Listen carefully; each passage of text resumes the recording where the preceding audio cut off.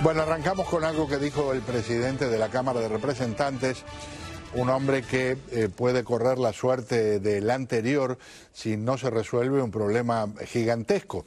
Ustedes saben, un diputado por el estado de Luisiana, el señor Mike Johnson, hace muy poquito logró el puesto que lo pone al frente de la Cámara de Representantes. Eso incluye una cantidad de responsabilidades. Por lo pronto, conseguir los votos para un acuerdo para que el gobierno pueda seguir funcionando.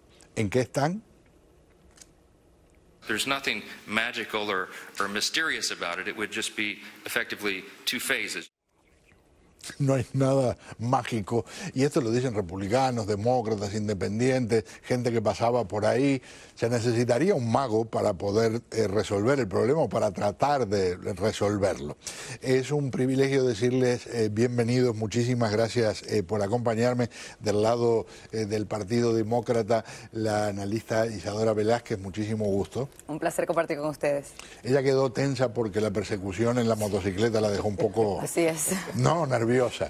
Le digo bienvenido al analista republicano Esteban Hernández, un gusto. Muchas gracias, un gusto. Oportunidad de tenerlo en persona, lo habíamos visto no en moto sino en auto recientemente y estamos muy agradecidos de que esté aquí en persona. Empezamos por tu lado, Isadora. ¿Cómo ves algo que ya cansa porque se repite a lo largo de los años, verdad? Este es un tema que, si nos ponemos a contar cuántas veces o estuvo a punto o cerró la marcha del gobierno. Y el cansancio es lo que hace que esta propuesta que tenemos ahora en el Congreso pueda en sí ser bloqueada, sea magia, como mencionábamos, porque la propuesta básicamente conlleva dos fases, como bien se explicaba. Eso quiere decir que nos corremos el riesgo de dos shutdowns a futuro. Puede ser una curita temporal, que esa sería la motivación a los demócratas, los cuales se tendrían que unir a votar para esta propuesta, porque los votos republicanos dudo personalmente que estén allí, basado en lo que hemos visto anteriormente. Así que sí me parece que va a ser magia que se lleve a cabo. Al mismo tiempo me asombraría ver cuál es el debate en contra, más allá de la posible cierre doble que podríamos tener con este tipo de plan. Eso, por las dudas, para que nadie se me vaya a perder, es un invento que establece la posibilidad de que el gobierno siga funcionando por un tiempo en un primer escalón y luego se prorrogue a un segundo escalón. Nada de esto es permanente ni es largo plazo, estamos hablando de un asunto que se mide en semanas. Esto en el marco de lo que es, cuando hablo de un gobierno, les recuerdo, en este caso, hablo de lo que se ha acumulado a lo largo de décadas, que es la deuda nacional, que es, cuando hablan del gorila de las 800 libras, es una expresión que utilizan mucho en Estados Unidos. Ay, nadie quiere hablar de que hay un gorila que pesa 800 libras en el cuarto.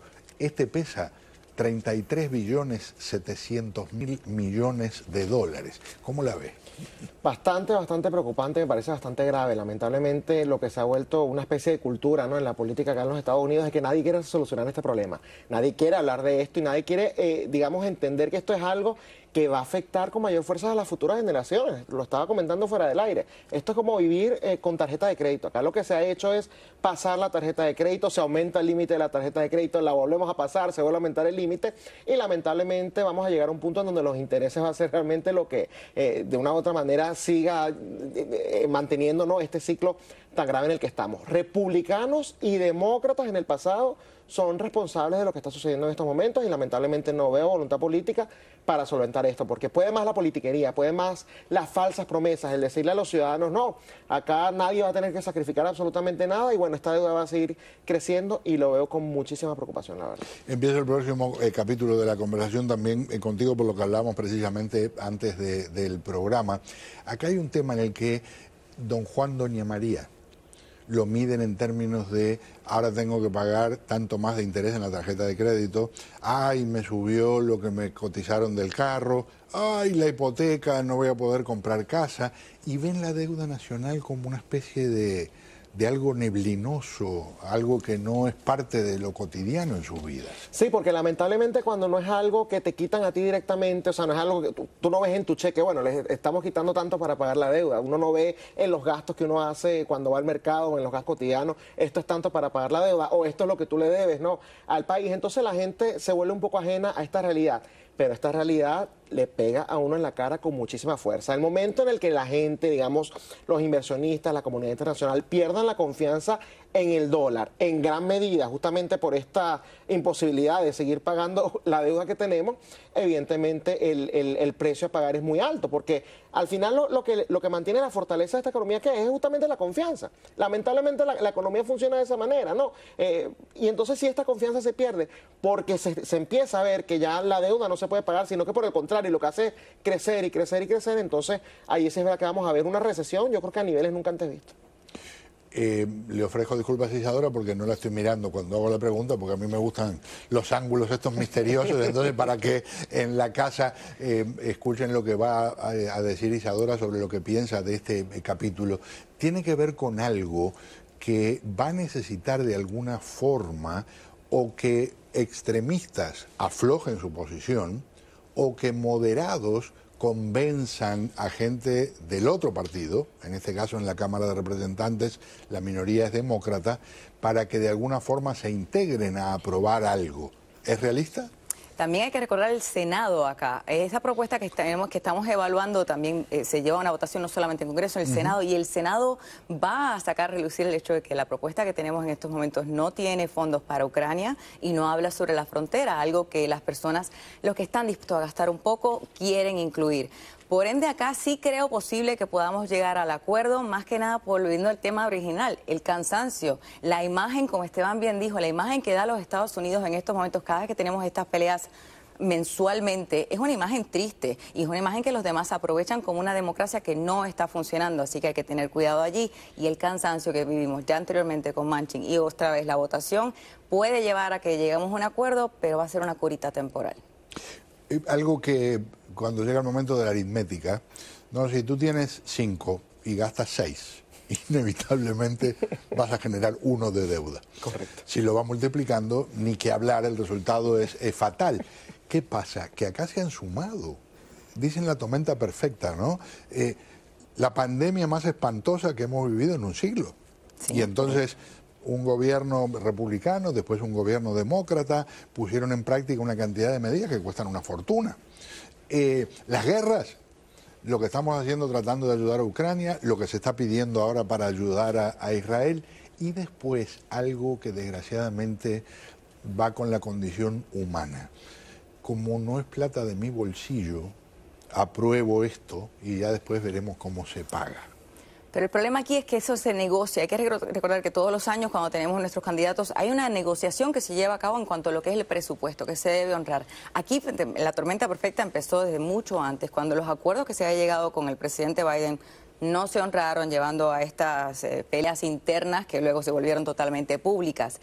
Pero de antemano ya no vemos esto subió por coronavirus, esto subió por la guerra, vemos esto sube por esta administración y no vemos la totalidad en sí de lo que está pasando. El ignorar la totalidad también lleva el que negociar se haga muy difícil, porque más allá de que los extremistas obviamente tienen mucho poder, lo vimos anteriormente y nos preocupa en estos momentos, tampoco se está viendo.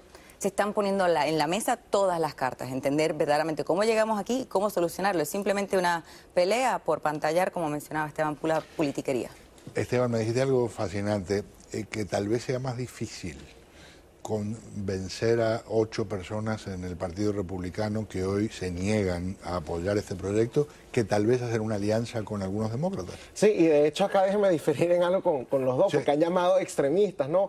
A quienes yo creo que más bien están haciendo su trabajo y que han entendido que realmente hay que hacer algo ya para solventar el asunto de la deuda. Aprobar un presupuesto sencillamente para que el gobierno no cierre no me parece responsable si el presupuesto incluye unas cuestiones banales, absurdas, como lo hemos visto en el pasado, porque además hay algo, una estrategia bastante sucia y asquerosa, si me lo permites, ¿no?, que se ha utilizado para someter no solamente esto, sino otro tipo de votaciones en el pasado, pero en el presupuesto yo creo que es cuando, o mejor dicho, en este tipo de gastos, ¿no?, del gobierno es cuando más se afincan, que es que no discuten punto por punto. Ellos no te dicen, bueno, ¿estás de acuerdo con, por ejemplo, enviar algo a Ucrania o enviar algo a Israel? No, es que te meten, no sé, una cantidad enorme, ¿no?, de gasto que cuando uno lo analiza punto por punto, si lo apruebas o si lo niegas, ahí incluyen incluso estudios que si la reproducción de los anfibios en las aguas de los Everglades, o sea, cosas que no tienen sentido alguno y que cuando uno está en un momento como en el que se vive actualmente, en donde el déficit está creciendo, donde la deuda se sigue incrementando, entonces evidentemente uno con lógica básica, se puede dar cuenta que no es el momento para andar gastando eso. Entonces,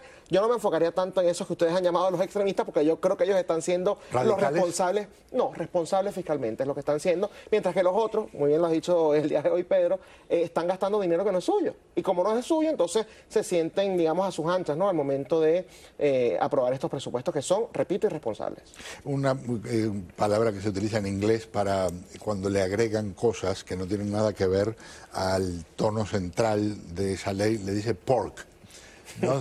Que por supuesto quiere decir puerco, cerdo, ¿no? Y entonces cuando decía que parece sucio, asqueroso, con perdón de los puercos, ¿verdad? Que algunos pueden ser muy limpios, pero van en esa dirección, que es realista. En sí, lo realista es que, nuevamente, hay que recordar las etapas y los momentos que se llevan negociaciones. Cuando estamos a punto de un cierre, no es el momento para decir, mira, ese acuerdo que tuvimos anteriormente no lo voy a honrar. O ahora quiero pelear algo que, nuevamente, estas son propuestas que ya se habían acordado, ya habíamos dicho, habíamos llegado a este número. El presupuesto no es algo que se hace de la noche a la mañana mensualmente, es algo que se detalló al principio de la administración. Y luego vemos estos constantes bloqueos a acuerdos, el decir, ahora ya no me gusta. Cuando es a último momento y tenemos la presión. Yo estoy de acuerdo con Esteban de que hay que ser responsable en lo que estamos gastando, porque tal vez no sea el dinero de ellos, pero es el nuestro. Así que obviamente hay que ser responsable y hay que ir punto por punto en su momento. Cuando estamos esperando el último momento porque vamos a cerrar, las consecuencias que puede tener un cierre, no es el momento de ponernos, no, ¿sabes qué? Eso que te acordé hace 2 años atrás ya no te lo voy a dar. No me parece lo correcto, entiendo que cosas pasan, guerras, nadie planificaba una pandemia, pero sí hay momentos específicos para negociar estos tratos y esperar el último momento y perder tanto tiempo como ha perdido el Congreso para ahora venir con estas propuestas es también irresponsable. Que es realista. Bueno, yo creo que lo realista va a ser que por poner la politiquería, digamos, por sobre la política realmente, se va a llegar a un acuerdo en donde lo que se mantenga es justamente los gastos exorbitantes que tenemos en estos momentos. Me parece muy lamentable que ante la opinión pública no se vea la gravedad de este asunto y yo creo que de ahora en adelante, si bien logran ese acuerdo, que yo personalmente ya quiero que comiencen de una vez a reducir los gastos porque me parece que esto no es sostenible en el tiempo, pero independientemente, si logran llegar a esos acuerdos, que por lo menos entonces el año que viene, cuando discutan el presupuesto a inicios de años, que de una vez empiecen ya con los recortes. Y hay un plan que yo creo que es muy bueno y muy positivo y que deberían empezar a aplicar de ahora en adelante todas las administraciones, que no es tomar de base el presupuesto del año pasado en cada departamento, sino que cada departamento tenga que todos los años decir, yo necesito esta cantidad por esto, por esto y por esto. De esa manera yo creo que se puede empezar a balancear el presupuesto. Que en vez de gasto se llame inversión de verdad. Correcto. Que no sea de la otra forma. Una más, porque hay 2 elementos muy importantes en lo que es la estructura de esta deuda. Una, estamos en una etapa de intereses altísimos. Desgraciadamente, este año se va a pagar una fortuna que es el triple de lo que se pagaba 2 años atrás por la subida de las tasas de interés en la batalla contra la inflación. La otra es que para, por ejemplo, ayudar a recortar gastos, habría que aumentar la edad en que la gente se retira. Porque el problema es que nosotros tenemos una población que va envejeciendo, pero que cada vez vive más tiempo. Perdón, retiro eso. Es un dato, no es un problema. Es un problema cuando se toma en cuenta que hay que pagar el seguro social. De hecho, las estadísticas hablan en los últimos años, a propósito de la pandemia, que más bien en los Estados Unidos se está reduciendo la esperanza de vida. Pero es que más allá de eso hay porque se murió una cantidad de gente anciana. Sí, y creo que también porque han habido ciertas prácticas poco saludables, ¿no? Por parte de la ciudadanía de acá, que bueno, que quiere, digamos, tener su estilo de vida y se le respeta. Pero independientemente de eso, yo no creo que el gasto mayor vaya a ser nada más en esos departamentos. Acá hay muchas oficinas que, si me lo preguntas, no sirven de absolutamente nada y lo que sirven más bien es de, digamos, de estrategias burócratas, que lo que hacen es sencillamente un gasto allí sin ningún sentido. Comparto que hay que ser razonable con los gastos. Te invito a que mires la estructura de la deuda para que veas con espanto la cantidad inmensa de dinero que se va en los intereses y en la estructura del seguro social y del médico. Sí, pero nuevamente los intereses más grandes, y repito, hay un montón de departamentos que se pueden cerrar. Cuestión, digamos, en el tema de eso que está mencionando, de la salud y del Medicare y Medicare, ahí se pueden tomar medidas. Yo no estoy en contra de que se eleve la edad porque, nuevamente, hay que ser realista. Sin embargo, no creo que en estos momentos sea lo que se le pueda decir al público. Yo creo que se pueden cortar departamentos que realmente no están cumpliendo ninguna función. Dios quiera que alguna de las fórmulas realistas que plantean se transformen de verdad en realidad. Gracias por acompañarme. Siempre un gusto. Muchas gracias. Un placer tenerlos aquí. Vamos a un paréntesis, al regresar vamos a Argentina. Ayer el último debate entre los candidatos en la segunda vuelta. Uno le dijo Pinocho al otro, y no porque fuera de madera, parece que era porque le crecía la nariz cuando decía cosas.